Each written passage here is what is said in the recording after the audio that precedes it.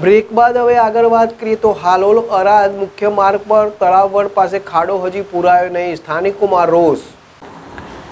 હાલોલ અરાદ મુખ્ય માર્ગ પર તળાવવડ નજીક એકાદ વર્ષથી સમારકામ માટે ખોદાયેલો ખાડો હજી સુધી પૂરાયો નથી। લાંબા સમયથી ખુલ્લો પડેલો આ ખાડો વાહન ચાલકો માટે ગંભીર જોખમરૂપ બની ગયો છે। અગાઉ આ ખાડામાં એક કાર ખાબકવાની ઘટના પણ બની હતી, જે બાદથી નાના મોટા અકસ્માતો સર્જાતા રહે છે।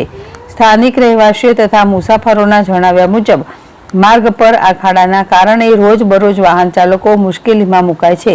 ખાસ કરીને રાત્રિના સમયે અકસ્માતની શક્યતા વધારે રહે છે।